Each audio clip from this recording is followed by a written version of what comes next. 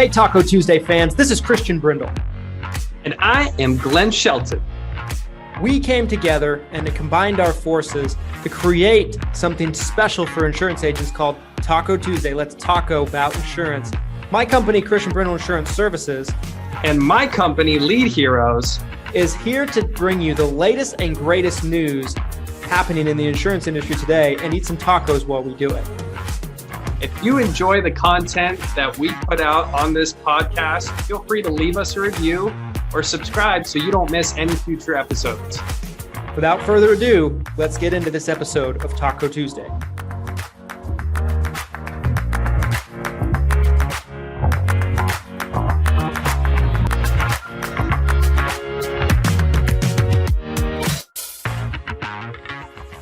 Are live.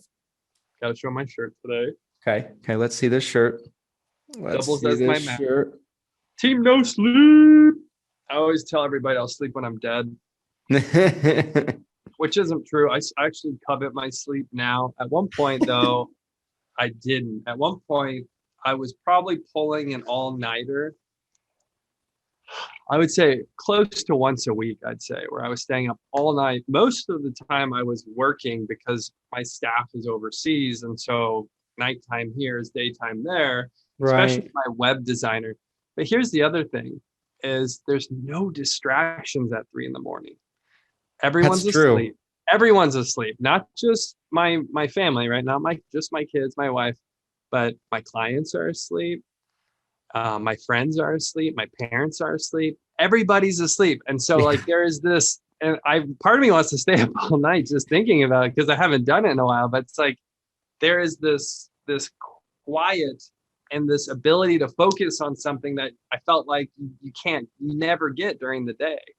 But so last year I was making 6-figure Medicare University and, our office was shut down for about a month because of the pandemic. When it first all started, we just decided to shut it down. Everybody worked from home. I pulled an all-nighter for the first time, trying to get the course done and trying to get a bunch of projects I was working on done, editing videos, things like that. I hadn't done it for several years before that. And this was before my birthday. So I was 27 and I'm only 27 at this point. I'm only 27. And I felt like I was 40, you guys, but he's 27. I felt like I was 60 years old the next day. I know.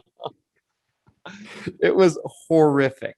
Guys, just wanted to just put on some swag today. Start out the Taco Tuesday. This is our new logo. And I'm just kidding. Justin, just plain. It could be our new logo, based on the size of the sponsorship check that Justin would be donating to me, not Christian, but directly to me. Go ahead, send it over. I'll cash it. We can be the Taco Tuesday guru, the Guru Taco Tuesday podcast. It can change. Well, Glenn has more overhead than I do, so Glenn could probably That's put it to work more than me. Money, yes. Okay. So I have something to unveil to the audience with my choice of food today. And this is going to be very controversial to the taco community. Oh, no, not again. Here we go again, you guys. Okay. So what I have right here is a burrito, but it's Ooh. not any type of burrito. It's not any kind of burrito you've ever seen on Taco Tuesday before. I'm getting nervous just listening to you right now. All right. So if you our loving audience don't appreciate the lengths I've gone to make your Taco Tuesday experience creative, I don't know what to do about that because Matthew Murray said, you know what to do. I like to speed dabbing. I'm more of a slow dab kind of guy, but he's like, Matthew Murray was like judo chopping. He practices late at night. Well, he practices making Facebook ads and then dabbing in between. I think working for corporate IFG, I think speed dabbing is part of it. I think IFG is just all about it. What is this? This is a sushi burrito. What?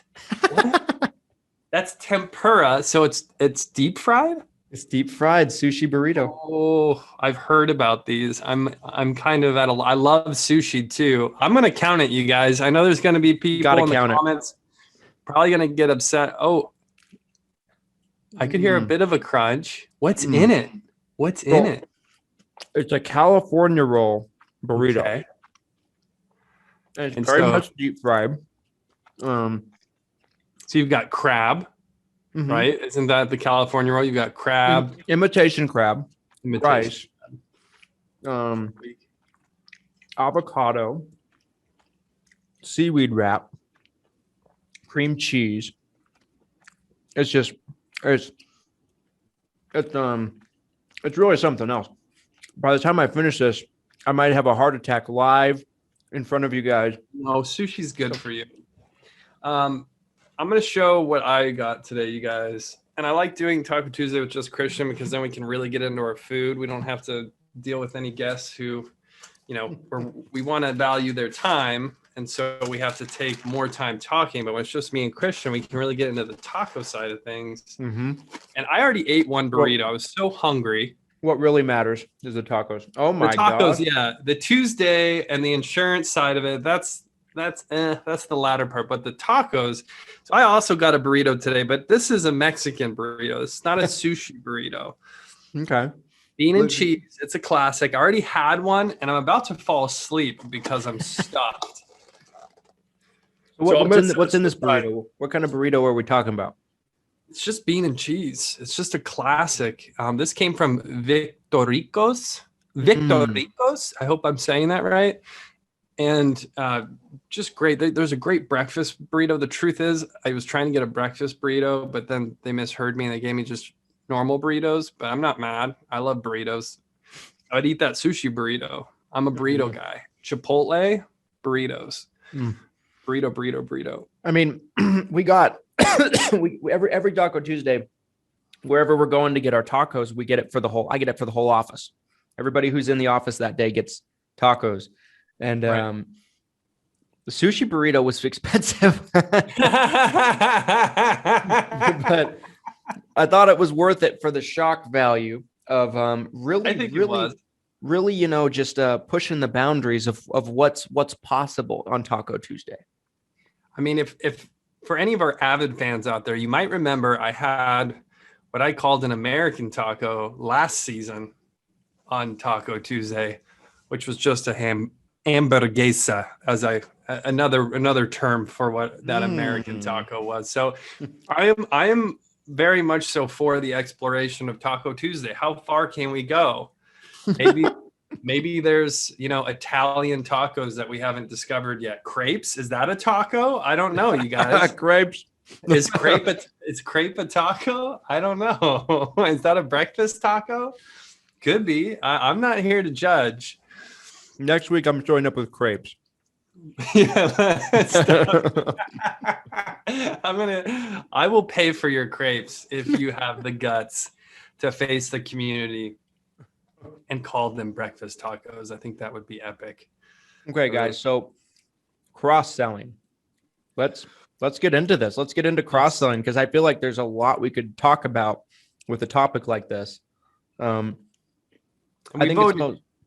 thought it was important to note here too, Christian. We like to do the votes where we create a poll in the group. People can kind of choose what we're going to talk about.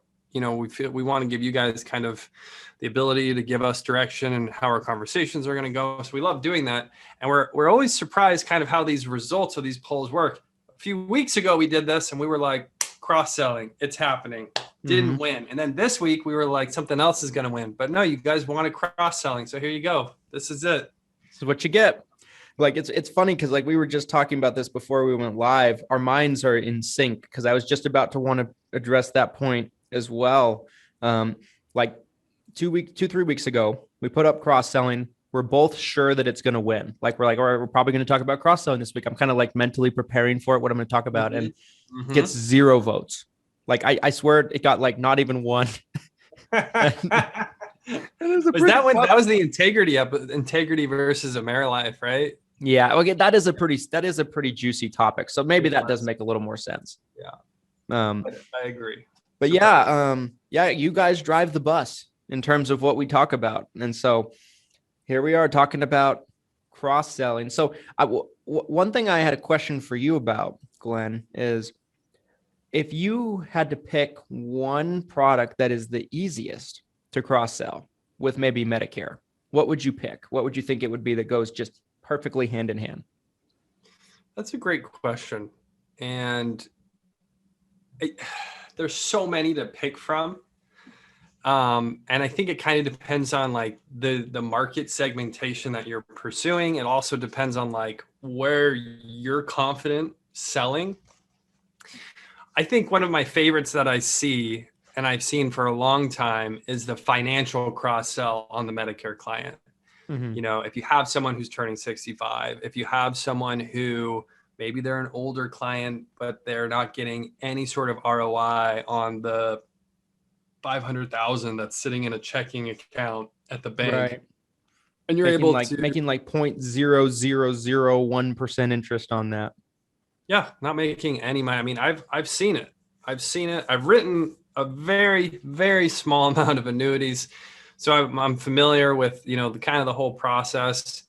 And so, you know, coming in early in the industry, what I saw a lot of really successful agents do, they sell the Medicare plan. And then a year later, when they're doing a review, they say, hey, Mrs. Jones, when we spoke last year, you know, part of the discovery process when writing your Medicare plan, you know, you mentioned you have 500,000 in a savings account at the bank.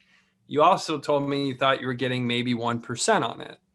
You know, your Medicare plan looks great. How about we talk about this? This is something else that I do. How would you like to get 4, 5, 6%? I mean, again, depending on the product and what you're putting them into, you know, some people are licensed to do variable products.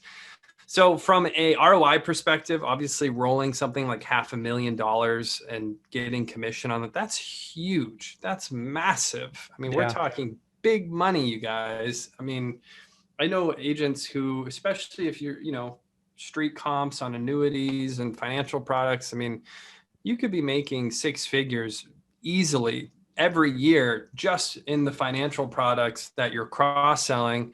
And you don't have to cross-sell every client, you guys. You could just be picking up, you know, 1 out of 20, 5%, and you're making an insane amount of money. So that's probably one of my favorites. There's so much I could get into, but I want to ask the same question to you before I say too much else. So what do you think? What's the number one cross-sell? So I think because there's 2 questions that could be addressed here. What's the best thing to be cross-selling for your business, but also what's the easiest for you to cross-sell? Like to just, you know, it just, you're going to succeed more often than you're not going to. So if I was going to answer the latter first on which one I feel is the easiest to sell, I would say, in my personal opinion, it's going to be either dental, vision, and hearing or cancer plans. Yeah, that was my number 2. If I had to pick, that was going to be my number 2, dental, vision, hearing. Yeah.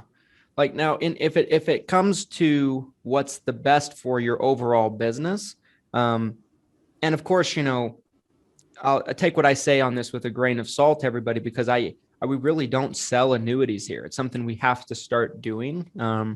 I've had some conversations in the last 2-3 months about, you know, what it would take for our office to start doing it, because we just don't do much of it. And that's just more of a me not having enough hours in the day to really tackle it thing. But I do think annuities and financial services are your best, you know, the most profitable for your business. I agree with what you said, because it's such a high reward. You have such a great possibility of being able to have them work with you on it. And you've gained their trust because you've done a good job for them on their Medicare supplement or their Medicare Advantage plan already. So I think that's the best thing for your business overall, because one deal can equal up to an unbelievably large commission.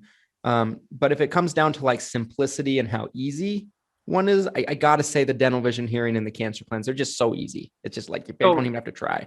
The cancer, that's kind of like, those are like tied for second, like cancer versus, if you had a gun to your head, then you had to pick one, dental, and you could say dental, vision, hearing, dental, they're basically the same, right? Yeah.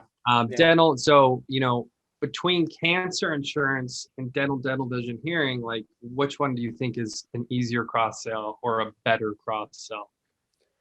I think a better cross sell for your client is cancer. In my opinion, I just think they're just left more exposed for that than maybe they are in the dental, especially with how much dental some of these Medicare Advantage plans have these days. Yeah. I just feel like there's a lot more included there. Like even like for example, I hope they don't come after us for me saying the name, but even the AARP med subs, they come with Christian Brindle. Don't ever say our name again on top. They get pissed at me every time I do. But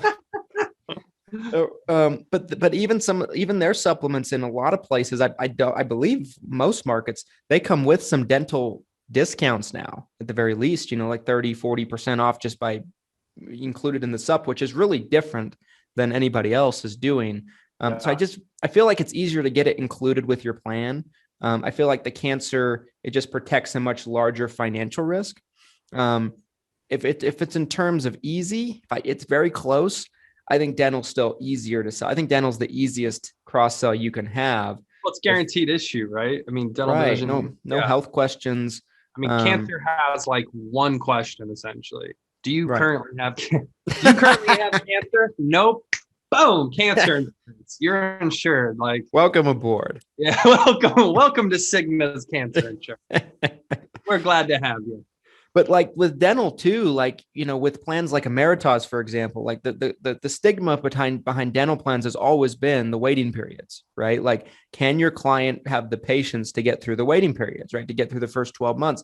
But like now we have plans like an Emeritus, they're really kind of changing the landscape because they'll give you same day coverage on a crown, they'll pay a little bit, they'll pay a smaller amount and it will go up in year 2, but they'll at least pay 20% of a crown day 1. They'll pay 20% of an implant day 1, which most dental plans or dental vision hearing plans won't touch. They'll stay a million miles away from an implant. So I just feel like selling the stuff nowadays is just so easy. Like it's just, it's really about bringing it up. Day one coverage. You hear that a lot, but yeah, SureBridge is another one that I've heard from agents where it's day 1 coverage. So, being able to sell a plan like that and the very next day your client can go out and use that plan is awesome. And I statistically, I got into it at one point with a call center that was selling a lot of dental. And they said something like, if they used the policy within the first month of them selling it, their persistency was like immaculate, right? Because they're using, why would you're not going to cancel something you're using, but if they don't use the dental policy within the first month, their persistency was noticeably less. I don't remember the exact numbers, but I thought that was an interesting stat because it just shows you how valuable it is that day 1 coverage like you're talking about. It makes perfect sense too, right? Because like, I'll use an example. Just recently, I was just going through my bills and being like, I'm paying too many damn bills. What can I cut? Just every now and then, I think all of us do that a little bit. And I'm going through and I cut a couple of things. The things I was cutting were things that I didn't use like at all. Like I just never used it. I felt like I wasn't benefiting from it all. But there were things I probably didn't need in there, like my car wash membership. Probably don't need that. But I go almost every day,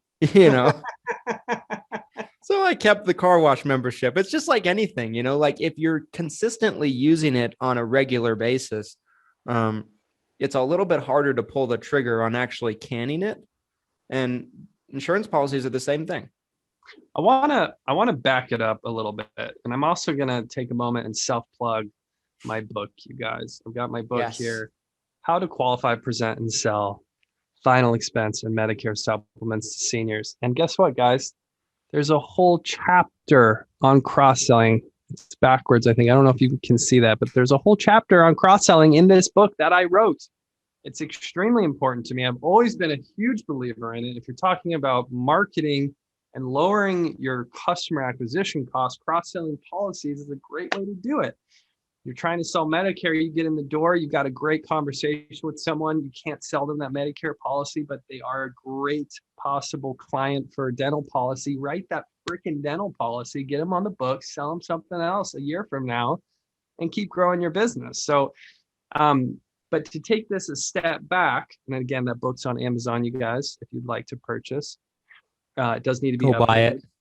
Go buy it right now. Turn off Taco Tuesday. Go buy the book. Get the hell off Taco Tuesday. Turn this off. Don't even listen to this. But no, I want to back this up because what's shocking to me is if I could see like all the stats on cross-selling and I had to guess, I would say that maybe 5% of agents are actively cross-selling.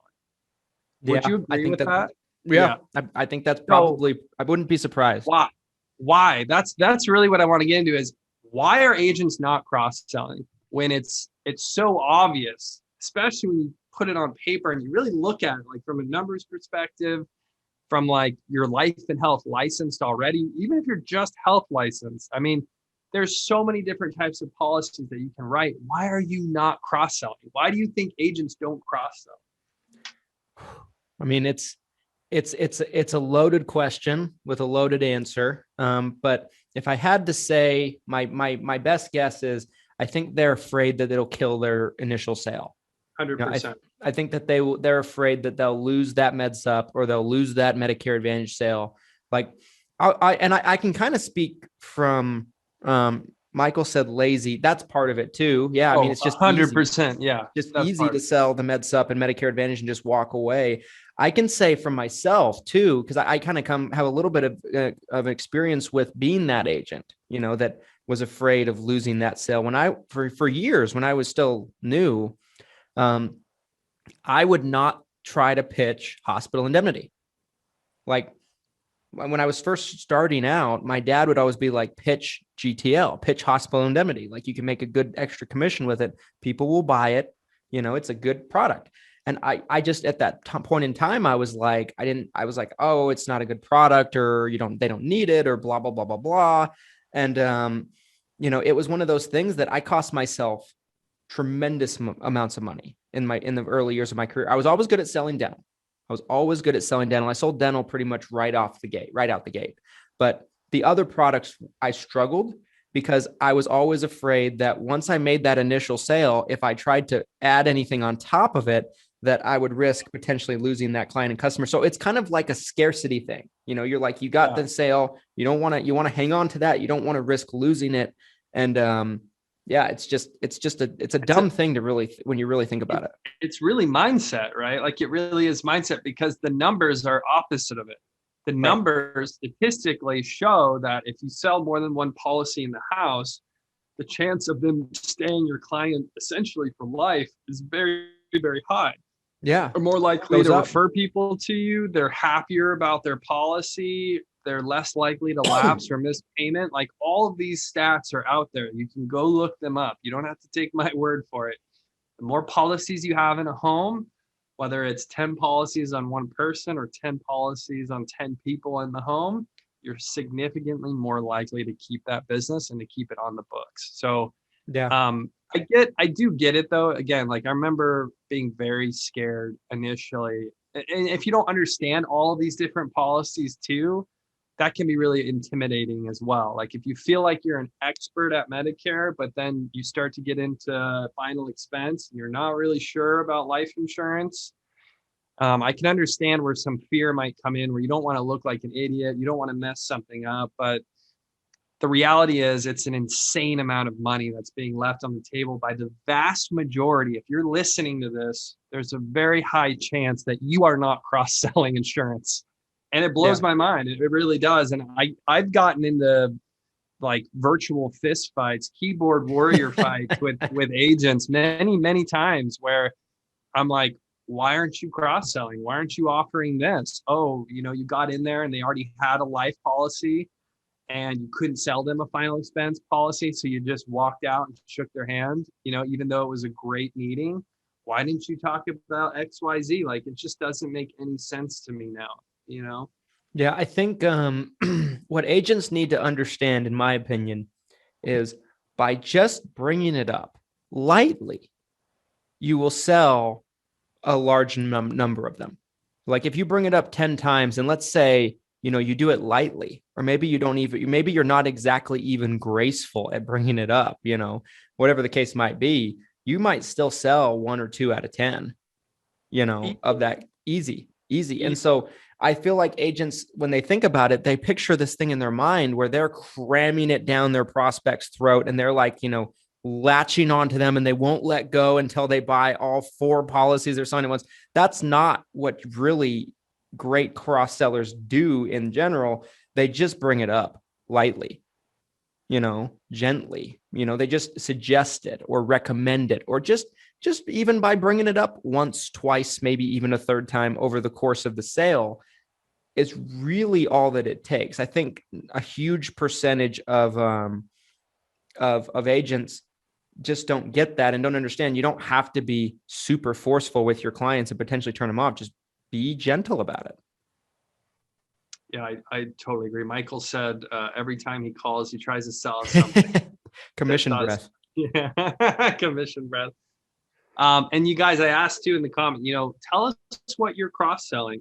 Tell us what, that's the other part of this conversation that I'd love to get into as well. We don't have to do it right this second, but there are an insane number of policies and different types of policies that you could cross-sell with just a life health license, not to mention if obviously you have additional licensing outside of that, but just your life health license, there's an incredible amount of policies that you can sell.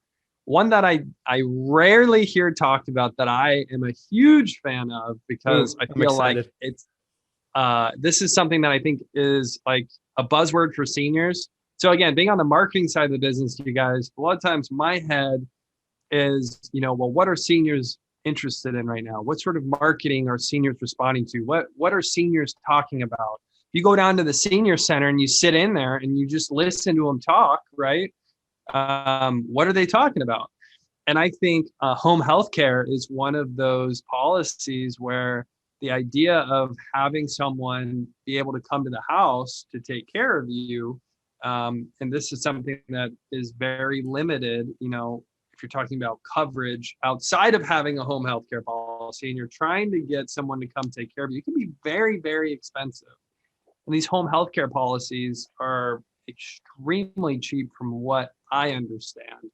I haven't looked at the actual premiums in quite some time. Have you ever sold a home healthcare policy? You know what? Just keep enjoying your burrito. Take it. So I'm trying to think. I want to say.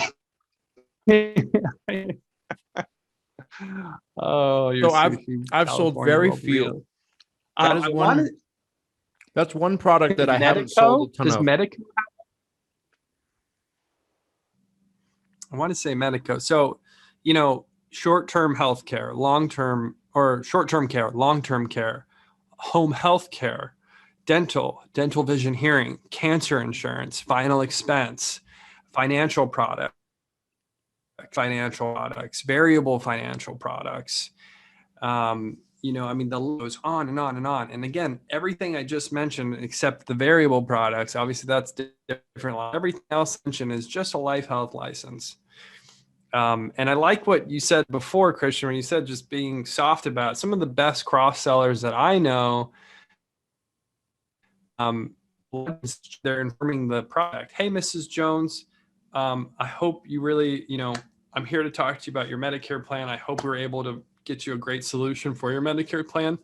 However, I just want you to be aware, we also handle life insurance, retirement, and long-term care.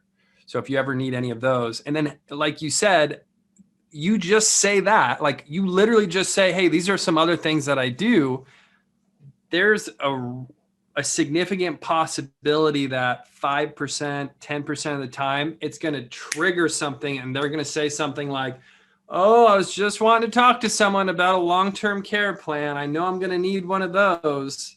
And all of a sudden now you're in this cross-sell conversation and you're talking about something different. Yeah, for sure. Like I think the difference between agents that cross-sell and ones that don't is the ones that cross-sell talk about it. The ones that don't talk about it. It's as simple The ones as that cross-sell are rich. The ones that don't cross-sell are broke agents. Yeah. But like you mentioned short-term care. I am amazed that that product doesn't get talked about more. I think it's a really valuable product. I really do. Um, and I like those products quite a bit. I mean, every time I do end up selling one of those plans, I feel really gratified about it because I feel like it's something that a lot of them are going to use. I mean, there's been plenty of calls I've had over the years with clients of mine where they need to go into a home, but like they'd have to sell their home, they'd have to sell everything they own to be able to even afford it for a couple of years. And it's a tough thing because I think short-term care, I mean, long-term care is tricky for a lot of our clients to get, right? Because of the intense underwriting. The premiums are pretty substantial. Short-term care is a nice option to that because the health questions are minimal, the premiums significantly less than long-term care. I mean, it's just a really good option, but I don't ever hear anybody talk about it, and I don't understand why. Yeah, I think the only one that gets significant, kind of like what we talked about at the start, I think cancer insurance and dental vision hearing, when the cross-sell conversation does happen, it seems like those are the primary two that do get talked about. And there's just so many. Another one that popped in my head that I didn't even mention in that list, I said disability insurance.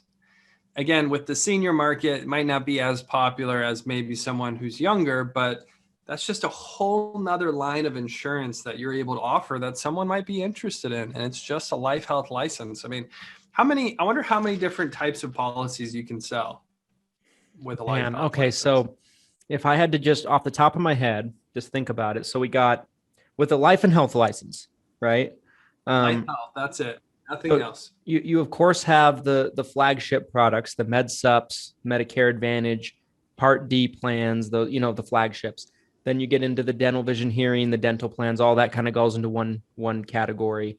You have short-term care, you have ACA, you have home health care, hospital indemnity, short-term care, long-term care, final expense, mortgage protection.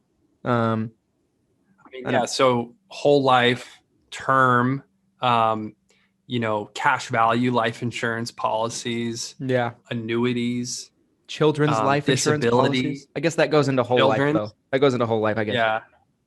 Yeah. Disability, accidental. I hate accidental, but people want it. So freaking sell it, you guys. If they want it, accidental death and dismemberment. Shitty. There's a pro tip. If someone says they want a policy, sell it to them, you guys. Yes.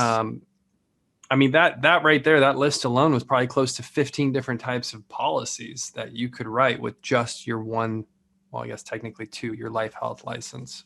So yeah. I mean, and I'm sure there's plenty of policies that we didn't list. There's so much, like you could even go into the Aetna Senior Supplemental portal and go on their e-app where they have like the add to cart thing. They have one of the best e-apps in the whole industry. There's like 8 products alone right there, like all these different things you can sell, and they're all competitive. Like if you don't have that contract in your portfolio and you want to cross sell, there's very few markets that they're not incredibly impactful. For all this stuff that we're talking about, they have final expense, they have MedSup, they have short-term care, they have dental vision hearing, they have cancer, they have cancer, heart attack, and stroke. They have just goes on and on and on. Critical illness. That's another one. Yeah. Which, like you said, heart attack, cancer, stroke. That's really critical illness. Yeah. Like it's interesting to me though. Like I would say that another thing that kind of scares agents about cross-selling, like if we're talking about, let's specifically say final expense, I'll see a lot of agents that, and not to say that we sell a ton of final expense because we don't, it's like not our primary focus, but like a lot of agents that start off selling Medicare, primarily that sell Medicare Advantage, they're terrified about it because like the compliance rules are so fuzzy about selling those things. Like obviously we all know that you can't sell them at the same time, but what's to stop you from setting an appointment for the next week and coming back and doing the final expense plan? You know, I mean, if you even just put that out on the table, the prospect's going to be fine with it. You could even just say, you know, we went over enough today. I don't want to overwhelm you with information, but could I come back next week and we talk about maybe that burial plan or something like that? Just even that, you know, is going to get you back in the door. Yep. But agents are afraid to do that. They just want to clock out and get their MAPD sale or MedSup sale and be done. Yeah. And I think the other thing too is, you know, I saw some posts in the guru community lately, the Medicare guru community, talking about scheduling out, like you have a lead or you have a prospect, or you have a client where you can't help them that day. But based on the underwriting, in 1, 2, or 3 years, you could potentially write them a policy because they will pass underwriting. And so I saw this post, and agents were talking about how they're going into their CRM and they're setting these dates way out in advance to follow up with these people. And that is the argument to make for why do you sell a standalone dental policy or just a PDP plan? You know, there's a lot of these ancillary products, you guys, that we've talked about where the compensation on the back is not anything. A lot of these ancillary, and that's why a lot of them don't get too much love, right? Another reason we go back to why are agents not cross-selling? Well, a lot of these ancillary products don't come with a big check attached to it, whereas final expense, Medicare, you know, these core products are very commission driven from the carriers. So, but the point I'm trying to make, long story short here, is if you sell them a policy, even if it's a small policy, they are now your clients. They are now on your book of business. You can now market to them. You can follow up with them. You know, it's an excuse to be in contact with. It's the best type of person to have to market to because they already bought from you, you guys. There's statistically the possibility that they're going to buy again from you is 60 to 80% higher than just a lead. So if you have a lead and you also have someone, you know, you're trying to do a prospect that's just coming from a lead versus a policy, someone that bought from you before, that policy holder that already bought from you is 60 to 80% more likely to buy from you again versus just a lead that said they were interested in talking to someone. So, I mean, I don't know like what else to say to possibly entice you guys to start doing this. Like, it's so much money, so much opportunity you're missing out on. Yeah, for sure. I have a question for you, Mr. Shelton, on this. Yes, Mr. Brindle. So do you feel like an agent is best off? What is that? Horchata. Oh, ooh. Horchata, you guys. Not a soda. I know some of you were trying to soda shame. Soda shame. Don't do that. So do you feel like an agent is better off trying to make a cross-sell product after they've made the initial sale, or do you think they're better off bringing it up all together in a bundling manner? So, and I think this comes back to personal preference for the agent or the agency, but yeah, I see cross-sell as having two big value adds. There's the after the sale, and then it's the save the sale. So, you know, you already did the sale. Great. Here's some other stuff I do, Mrs. Jones. You know, if you ever need anything, or if you want to talk about some of this right now, you know, blah, blah, blah. But then the other way of going about this, again, is if you find yourself in a situation where you're sitting down with, and I can't tell you how many times this happened to me as an agent, and I missed a ton of opportunities myself. I would sit down with someone, we'd have a great conversation, we would build rapport, they trusted me, they're interested, but the primary policy, whether it's, you know, whatever it was, mortgage protection, final expense, Medicare, it just didn't make sense for them. So, you know, at that point, pivoting to a cross-sell and saying, hey, I know I was here for this, but I also do this. Is this something that you might need help with? Just what's the worst that could happen? Maybe they'll say no. Like, you're already there. You've already invested your time and money into meeting with this person. You know, if you only hit 1 out of 20 of those, that's still 5%. That's still an extra 100 policies a year. I mean, I don't know. Depends how much you're writing, but yeah, it's just a huge missed opportunity. I mean, if you were, have you done it the kind of the save the sale way, or are you more like, hey, we just did this? If you're cross-selling, what would your avenue be, Mr. Brindle? Yeah. So I've obviously done it both ways, over the years, just to kind of get a feel for what I felt like worked better. What I personally like to do is I will lightly bring up topics throughout my normal presentation. So like, let's say I'm doing a regular Medicare Advantage presentation, let's say, right? I've gotten my scope, everything like that. And, we're going through maybe a summary of benefits or something like that of a plan.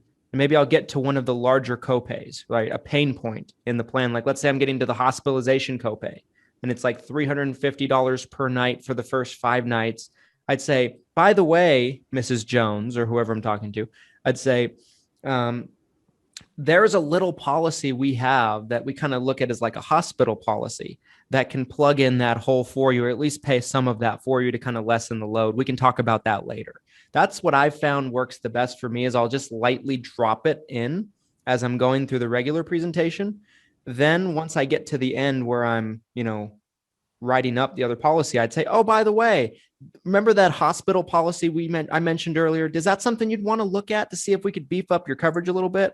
And just something like little light like that, then it kind of, I've planted the seed early on in the presentation. They forget about it by the time we're done, but then I remind them of it, and so that's been my approach. There's been plenty of occasions though, where like I'll run into something like you said, where I can't sell it for some reason, right? Like they either can't change or don't have an election period, or maybe if it's a med sup, they can't pass underwriting, whatever the case might be. I'd pivot into the cross sell where like maybe I'm just trying to sell a dental plan, or maybe I'm just trying to sell a hip plan or something like that.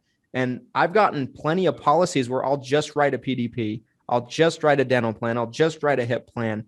And then I end up coming back later and getting the main plan later because they're on my book of business, So I've done it both ways, but I think there's a place for both depending on what the situation ends up being. I'm not sure if you guys caught that, but that's Christian playing like 5D chess with these prospects. He's planting seeds early in the conversation. He's coming back. He's harvesting those. It is a good way though. Like there's a familiarity once you bring it up again, because you did mention it. Hey, Mrs. Jones, do you want to see if we can get you qualified for that hospital plan today? I'm already here. We're already talking. And it would just take maybe an extra 2 minutes and we can see if we can get you qualified for both. How great would that be? And then if something does happen, you don't even have to worry about it, Mrs. Jones. It's a really simple site, because the hardest part of the whole thing, you guys, it's getting their private information. We got some good questions here. We'll get into those in a second, but, I love it. Getting their personal information, getting their banking information, that's the hardest part. So once you get all of that, once you go through the medical underwriting, you got their personal information, you got their payment information, at that point, why not? Why not try to get them qualified for other policies? Because again, it's going to help them. I think here's another part of it too, is I think there's this mentality with some agents where they feel like they're almost stealing money from people. And I get that. I've kind of felt the same thing, but you have to really understand that you're doing something good. You are helping them. If you make a bunch of money in the process, by all means, that's a byproduct of what we're doing, you guys, as an insurance agent. But don't get caught up. It's not even about the commissions. Like there's the fiduciary duty. You can't overinsure someone. Yeah, I mean, be reasonable. Don't take advantage of someone just because they're willing to write, to sell. If someone's just, if they're 80 years old and they're, yeah, whatever you say, Glenn, like don't write someone 20 policies just because you can. But, for the vast majority of agents out there, I think people get scared about like taking too much money from someone, or man, can you really afford $200, $300 a month? Have that conversation with them. If they say that they can afford it, over-insuring someone should be really one of the last things you're thinking about. I'd say 90-95% of these prospects that you're going to encounter are underinsured. They have no insurance or they don't have enough insurance. So this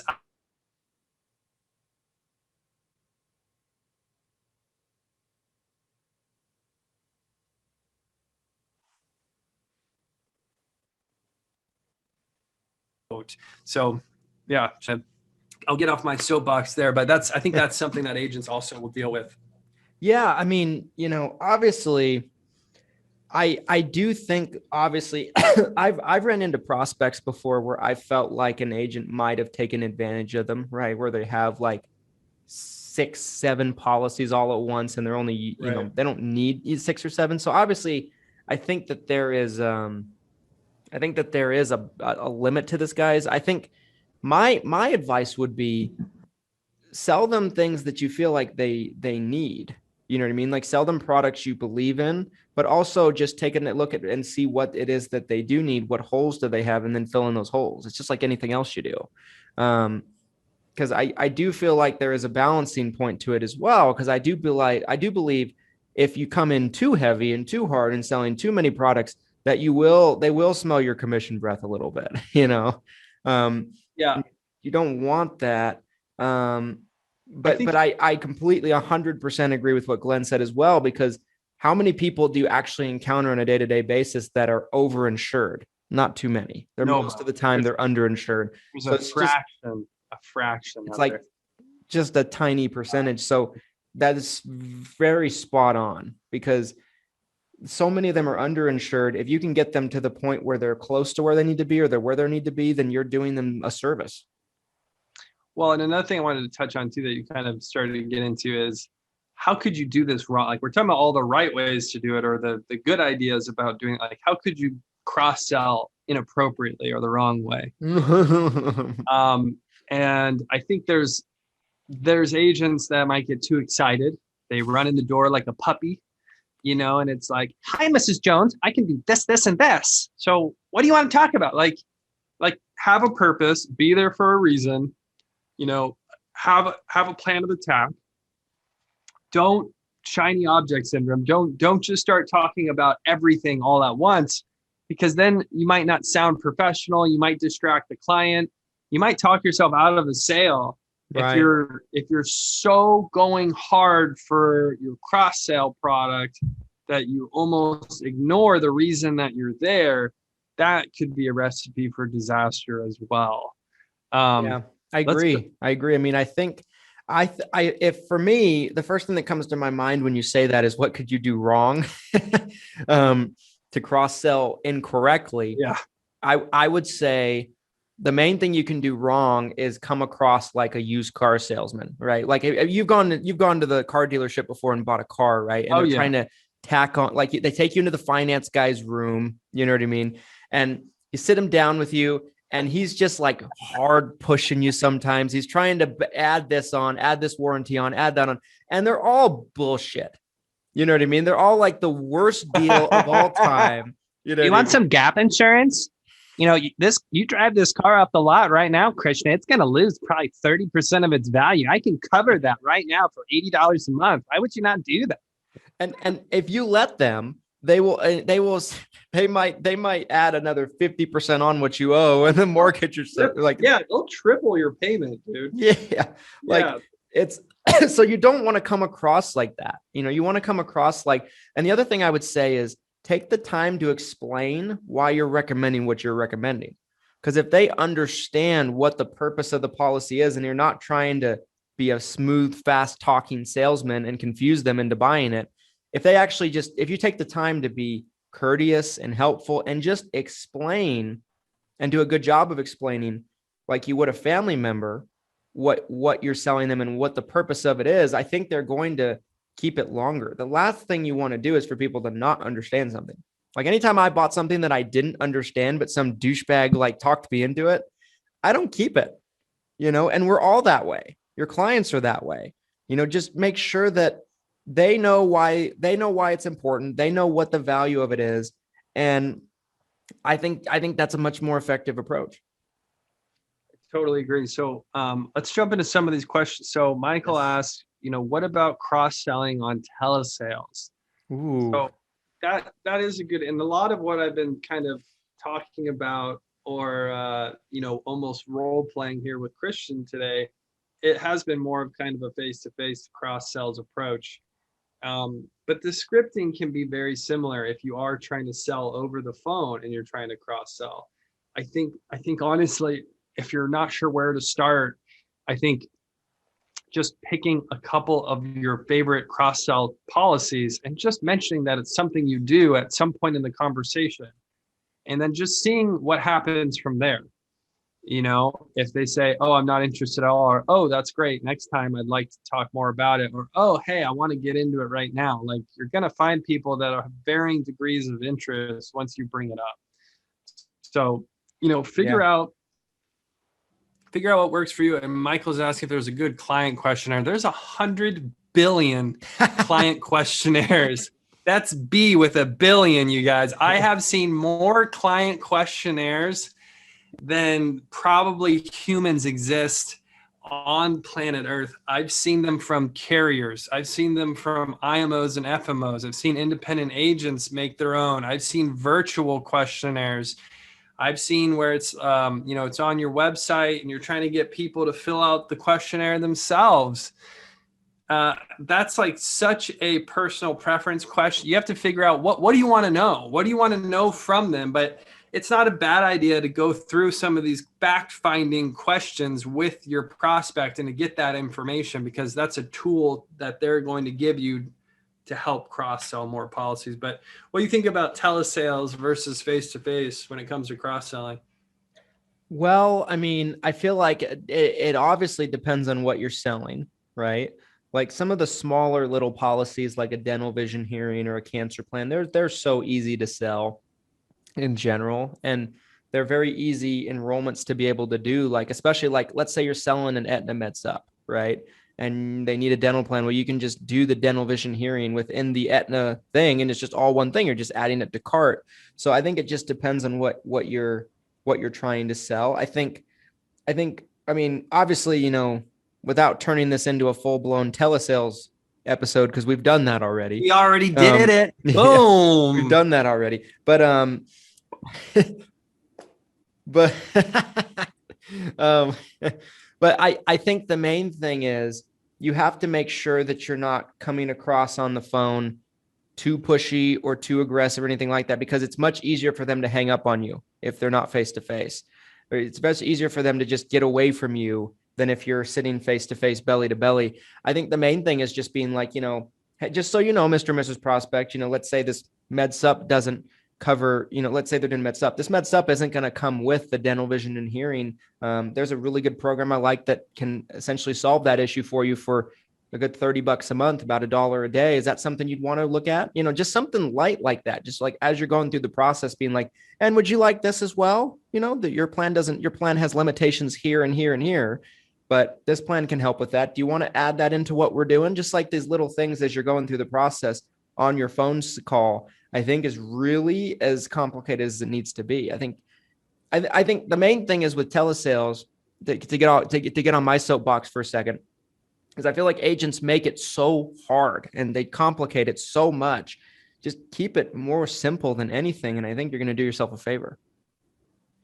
Yeah, I totally agree. I think people get so in their heads about, this is too much, or I don't want to confuse them. But again, it's like the most successful cross-selling agents that I've ever spoken with. It's always something. Yeah, exactly. It's 100%. Do you want fries with? That's exactly what it is. That's it. That's it. You're going to McDonald's, you order a burger. Are they just going to say, okay, here's your burger? No, they don't do that. Never. McDonald's is the greatest cross-selling organization on earth. Which one? I'm trying to think where I was. I want to say it was Wendy's. I think I went to Wendy's the other day, and before I can even say anything, they were pitching me like different products at the drive-thru. They're like, hi, welcome to Wendy's. Do you want to try our special Baconator fries or some of our fresh chocolate chip cookies today? I'm like, whoa. I'm like, this is aggressive, you guys. I'm like, I need to look at the menu. I don't know what I want. Taco Bell is always trying to double my beef and add sour cream to everything. I'm like, it's got a lot of beef already. What do you think I am? You know? Beefcake. Yeah, I really like the fries with that. And now that's seriously all it is with cross-selling, you guys. And the most successful agents I've ever spoken with when it comes to cross-selling, it's almost always just a really simple one line in their sales pitch. There's another agent I'm thinking of right now that I worked with for years, and he was almost entirely Medicare supplement over the phone. And he made a point of it every single time.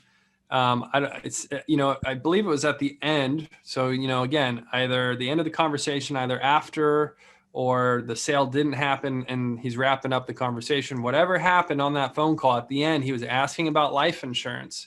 And he said he was very consistent. At least 1 out of 20, he was selling a life insurance policy. And he said he thought he could probably do better if he really tried. He really didn't even try. It was literally like, hey, do you need help with life insurance? Because we also do that. Like, it was literally like, that was like all he said. And, again, let's say you're writing, one life insurance policy a week, 50 policies a year. I mean, you're talking about some serious compensation. That's not too bad.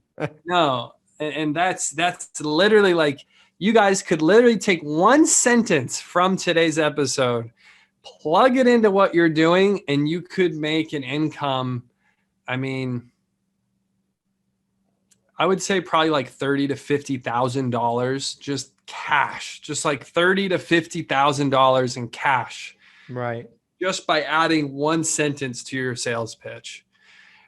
It's crazy. It really is that simple. Yeah. I mean, it's ridiculous. Like, I wanted to see what your thoughts were on Tracy's question about the home health care. I will not answer that question, Tracy. Get off of my live feed.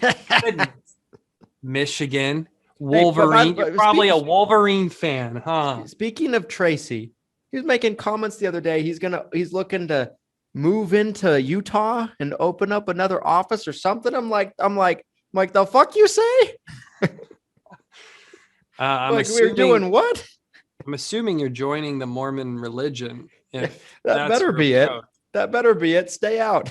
I wonder if Tracy's even still on this. It was a great question. It was an angle that I don't think maybe a lot of agents would think about, but he was talking about home health care being pitched as asset protection.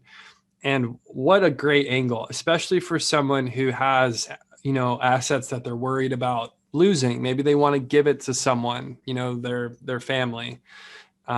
It's crazy how fast severe illness or terminal illness can just suck everything. I've seen it happen time and time and time again.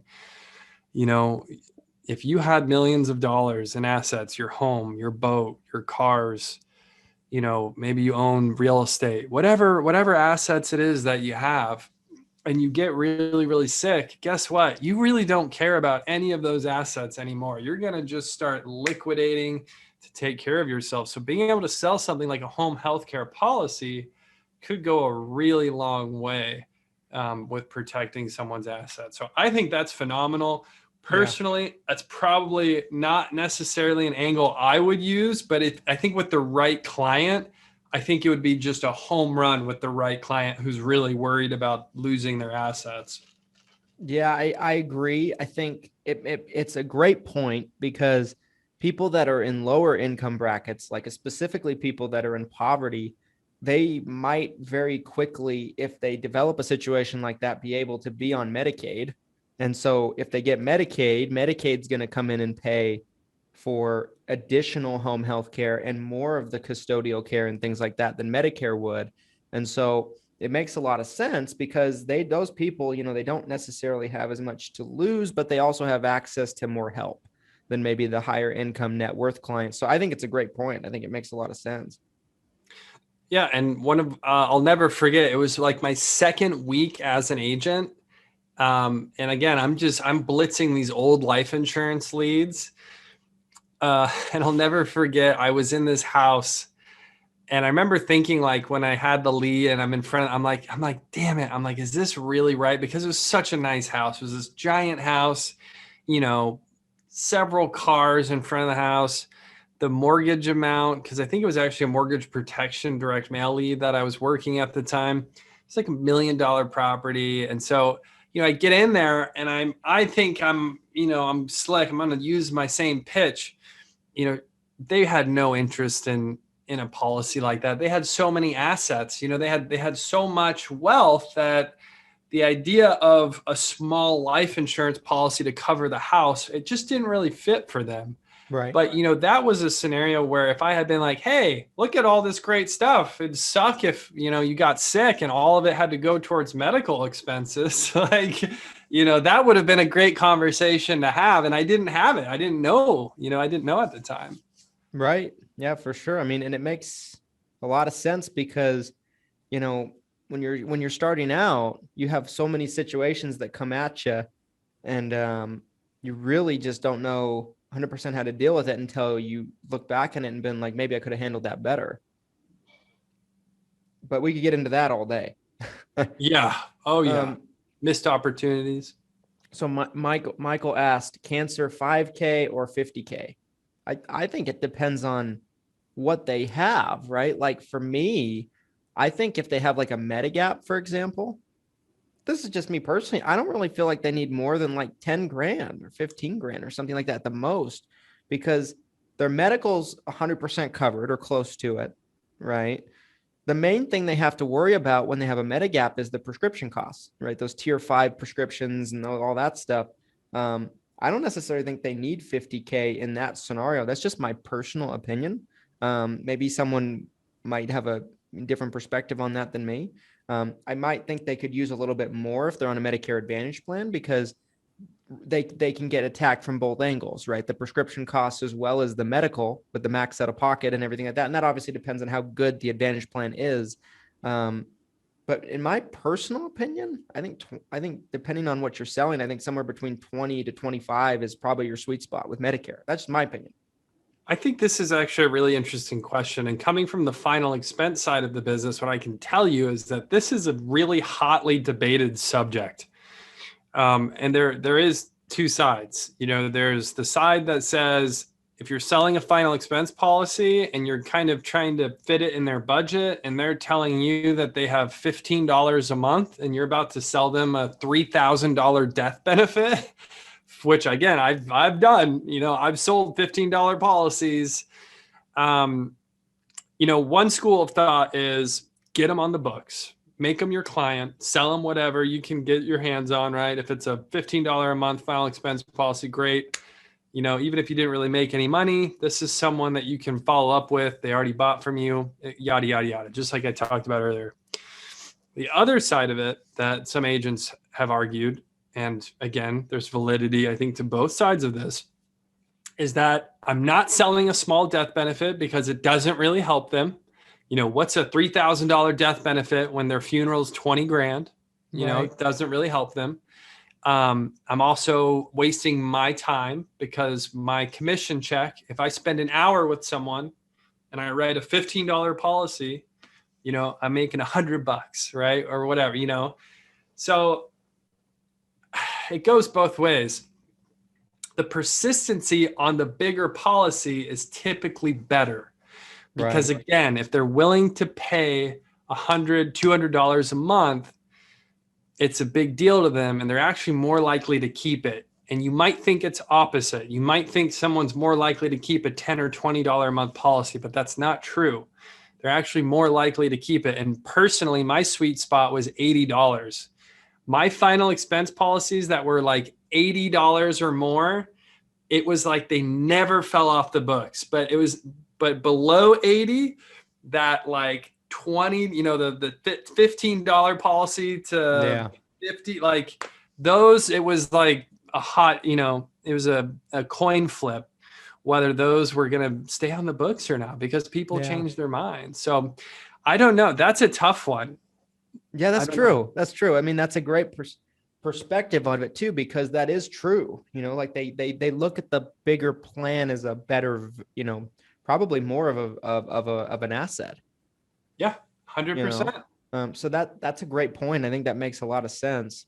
Yeah, that's there's definitely two sides of that coin, I feel, but I think there's a lot of validity there in what you said. If you had to pick one, what side you lean towards sell them anything? I think that there's a limit as well. I feel like, if you sell them like this $15 a month policy in that situation with maybe like a $3,000 benefit or something, I almost feel like at that point it just is worthless.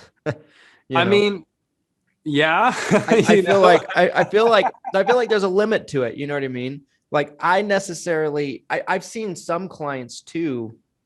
I'll use hospital indemnity as an example. Yeah. I've seen people that have been sold hospital indemnity plans where they are maxed out on it, right? Like they have the full hospital benefit.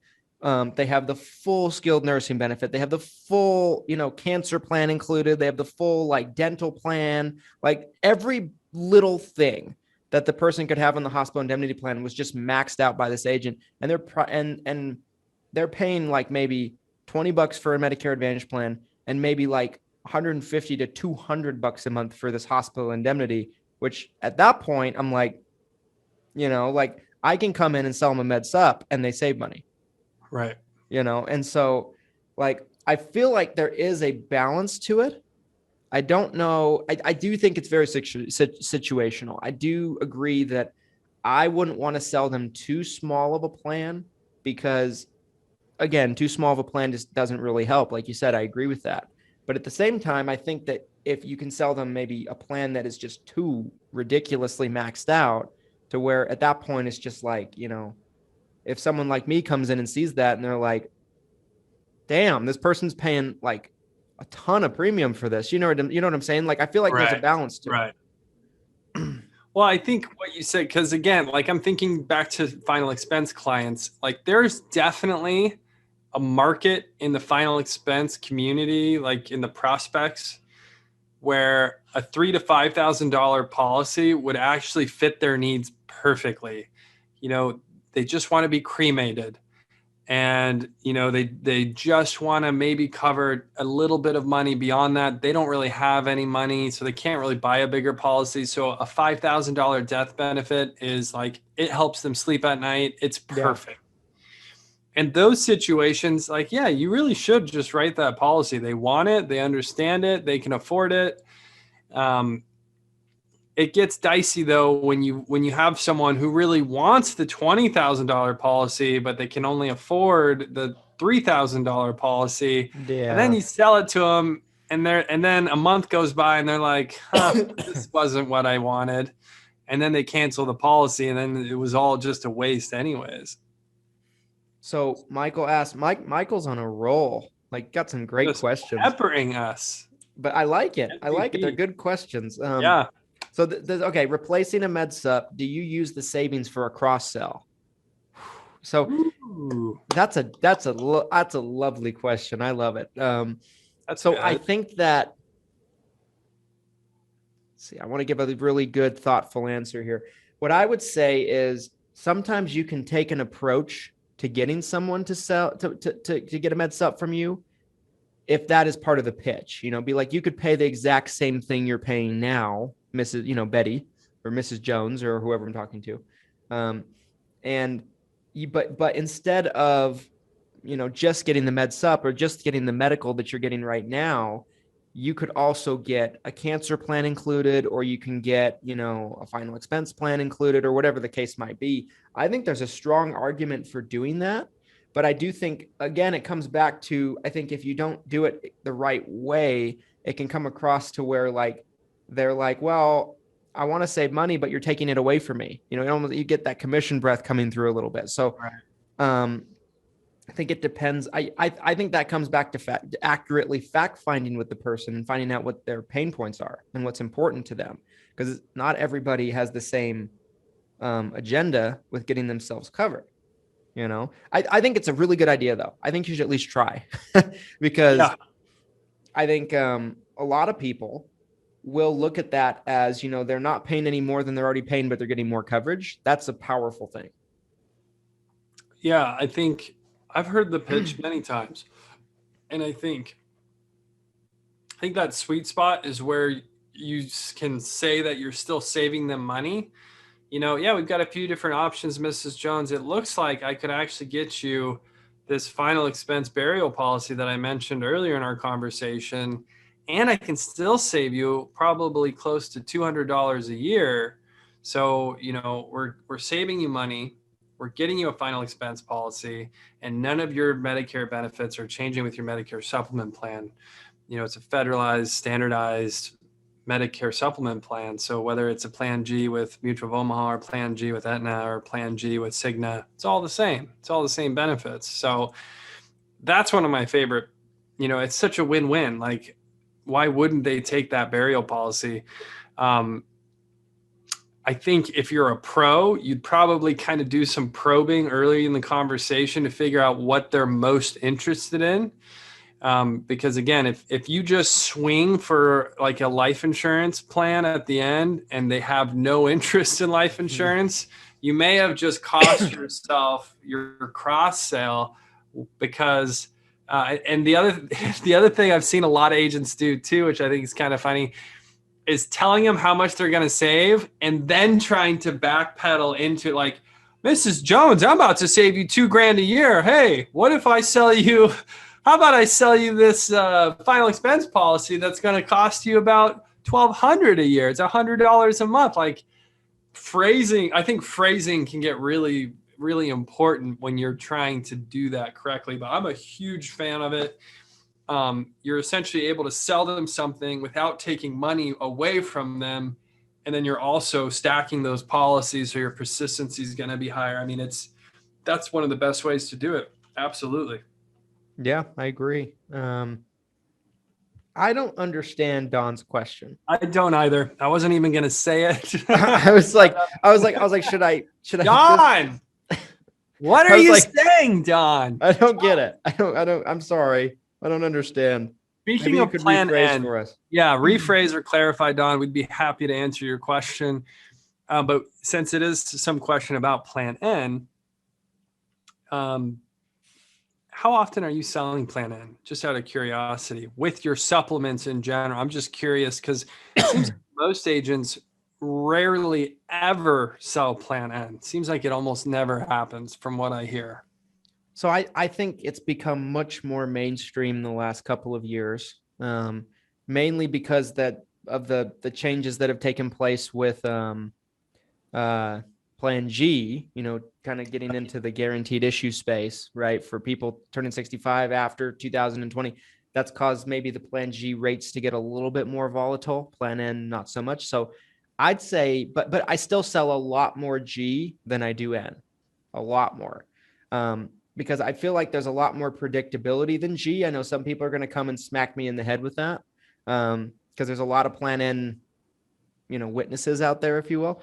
I probably still sell 80% Plan G, maybe 20% Plan N. I don't sell anything other than those two. Like maybe once in a blue moon, I'll sell an F. Like if I get like an 85-year-old that's on a Plan F paying like this huge premium and she won't get anything but that, and we can cut $100 off her rate, that's the situation. I'll do an F, but almost always it's one of those two, but it's more G than anything else. At least for me personally. And that makes all the sense in the world, the way you just described it. So Don clarified for us, you guys. So it sounds like basically utilizing a MedSup Plan N, because again, premium price wise, F's the most expensive, then G, then N's going to be typically the least expensive option. So from what I understand, Don's talking about leading with a Plan N supplement to try to free up as much cash as possible for the prospect to then ultimately turn around and pivot into a cross sell. That's my understanding. And yeah, I think that could work as long as the Plan N makes sense for the client. Yeah. I really like Plan G for a multitude of reasons, just like almost everyone else. You're less likely to get a premium increase with most Plan Gs. It's a really simple to explain and for the prospect to understand. So, I think my preference, if I could choose, I would rather move someone from an F to a G or from a G to a lower cost G than to try to put someone in an N, especially if it doesn't fit or doesn't make sense. The last thing you'd want is for that, 5% excess billing that they could be hit with. The last thing you would want is for something like that to happen. But again, it's pretty unusual from what I understand that, unexpected billing is happening with Plan N. It's almost unheard of. I've never seen an excess charge ever with a client of mine with a Plan N. And so I've heard like maybe one or two stories of it ever. Like in some markets, it's not even legal. The state has made it not a thing that can happen. My take on it is this. I think. Hang on, really, really fast before you get in that. What about a high deductible Plan F? People are going to get mad at me. Every time I talk about this, they get mad at me.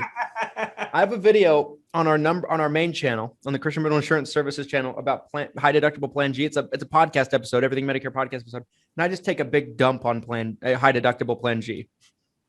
Throughout the whole, it's pretty savage. It's a pretty savage video. And I don't care for it. I don't care for high deductible G. I don't care for high deductible F. I don't care for them. I just don't think they're all that great, I guess. That's just my take. But that's just me. I know some people sell them, all this stuff. Like I think in a lot of markets, they're going to be $50, $60, $70 a month in premium. You have this big deductible. There's a lot of markets that have a $3,000 Medicare Advantage max out of pocket. That's what I was going to say. These high deductible plans, it's almost similar to an MA. You got that MA max out of pocket. So, I don't know. I wouldn't want to do it. I wouldn't want to sell that high deductible plan and then have someone get nuked on something where they have to come out of pocket a bunch of money, and then they get upset with me as the agent, and they're saying, Glenn, why'd you write this for me? Why didn't you write, my cousin's got a real Plan F, Glenn? Why did you get, like the freaking nonsense. But like if I was going to give you my Cliff Notes Plan G first Plan N thoughts, it would be this. Plan G will have higher rate increases and more rate volatility in the next 5 to 10 years. I think the data backs that up because of the macro bill, the changes that took place with that. We've already seen it a little bit. I do think that some carriers have not shown any rate, as much rate volatility as others. I think it is kind of carrier based as well. But I do think with a Plan N, there's more uncertainty, right? Because you have the doctor copay every single time, right? And right. I've seen plenty of clients over the years where like they're very healthy when they turn 65, and then 3 years later, they're all of a sudden they're not.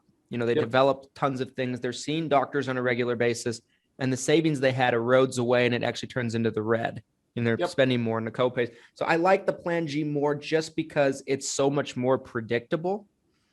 You have the deductible, the Part B deductible, and then you're done. So the rate increases might be a little bit higher. But I think when I explain all of that to clients, I'll explain them both like that to clients. I find more clients will go G because there's just, you can what you get more with Plan G no matter what happens to you. Mic drop. That's it, you guys. Plan G. Boom. But what were you going to say before I cut you off though? Yeah. What were you going to say? No, I'm saying before I asked about the high deductible plans, you were about to launch into something, and I just wanted your opinion on that high deductible plan.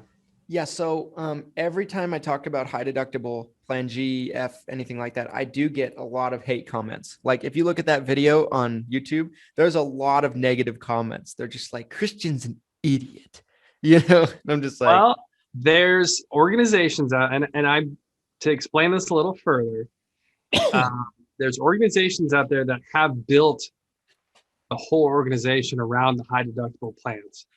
And I think the idea that these organizations are going after is very similar to what Don was kind of getting at, is selling them the lowest policy possible. So it's the lowest premium possible. So you've taken care of that need because they do have a policy, even if it's not the best policy. And now you've freed up all of this money to work with. So I really think a lot of these people who are fans of the high deductible plans, I really think that is the angle that they're really trying to work is, hey, Mrs. Jones, you're paying $200 a month. I can lower this to $50 a month. You might have to pay more out of pocket, but you told me you didn't even go to the doctor last year. Let's get you this plan instead. We'll get you cancer. We'll get you final expense, and you're still saving $600 a year. I think there is a lot of people who try to structure it like that, but it just doesn't. I just don't believe in it. I just don't think it works. I don't believe in the high deductible plans. Yeah, I'm not a big believer either. So Michael's talking about physical therapy on Plan A. I guess you have to pay out of pocket for physical therapy. I guess that's what he's saying. I don't think that's included as a doctor visit because it's an office visit that you charge the copay for. Yeah, that's above my pay grade. I can't answer the question. But yeah, I mean, I think we've gotten into this whole med sup conversation now. And instead of really the cross-selling, but like, I mean, guys, for me, I think if you can take anything away from this, it's that if you want to cross-sell more, bring it up more. That's probably the most simplest advice, most actionable advice that you can take out of this and just implement. Just bring it up more, talk about it. And final thoughts. Let's get into it. We're past that hour mark here. So yeah. I mean, that's really my final thoughts on it is just, if you want to, whatever you want to cross sell, bring it up casually, bring it up at the end, bring it up just mildly during your appointment, like I mentioned earlier, but whatever you're doing, bring it up. Even if you bring it up wrong, or even if you bring it up bad, you're going to sell a percentage of the people that, you talk to. Like you mentioned that agent, that was selling those, maybe 50 life policies a year, just selling 1 out of 20, barely trying. I'll take that. Barely trying. Yeah. I mean, so just bring it up, guys. Don't be scared to bring it up. Don't shove it down your client's throat either. Cause like we've talked about throughout this, you can kill the sale if you push too hard, but even if you just bring it up, you'd be amazed at the amount of people that are like, okay, I'll add that. It's $20 extra a month. Sure. $40-$50 extra a month. But yeah, I can do that, And Glenn makes a great point by saying the persistency increases if you have multiple plans in the house. So that's just my final thoughts. And I think that's very true. That's a LIMRA statistic, you guys. That's something that has definitely been vetted. And personally, anecdotally, I'd also be willing to go on the record and say from the policies that I have personally written, that the multi-policy households definitely seem to stay on the books longer than, just running and gunning a single policy and never talking to that person again, which unfortunately a lot of agents do. But yeah, I mean, I really agree with Christian. I think a lot of agents overthink it. I think this really is as simple as just mentioning it. Literally one sentence. I think there's maybe another little piece of it when it comes to your branding, where, with your website or with your business card or, with your letterhead or your signature on your email, you can literally just mention these things like, hey, we handle Medicare policies and financial products for seniors. The Shelton agency handles, Medicare supplements and cancer. Like it's really simple, you guys. Don't overthink it. Just mention it. And you'll be surprised what happens. I really do. I think if you guys just talked about it more, talk to your upline too. If you don't know what to cross sell, if you don't have the contracts to cross sell, get your upline involved because they should be able to point you in the right direction and hopefully they'll set you up for success. But it's really that simple. Just have one line in that conversation, just minimum. Hey, Mrs. Jones, we also do life insurance. Hey, what about your dental vision hearing coverage? Do you have anything to help you with that? And just see where it goes. Maybe nothing comes from it. Maybe they say no. Maybe they buy it right there on the spot. Maybe they refer you to someone who is interested in dental vision hearing coverage. Oh, my sister needs hearing aids. She would love this. You'd be surprised. I really think you guys would be surprised what would happen.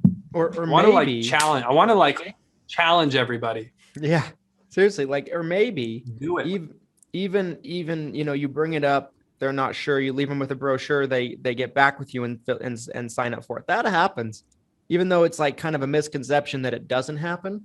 I don't know. For me in my office, like, I think it's because we're so non-high pressure with clients. Like, I really do try to, cement the culture around here that we're not high pressure with clients, that they feel comfortable with us and they come back to us in 2 or 3 weeks and sign up for it. Sometimes it's 6 months later, and sign up for the cross-sell product. Sometimes they don't at all, but, I mean, getting them you want to do whatever you can to get them to make a good decision for them right there on the spot. But then there is a mixture to that. And sometimes if you let them do it at their own speed in the right scenario, then they're willing to keep it longer because it's their decision, not yours. And you pushed them into it. 100%.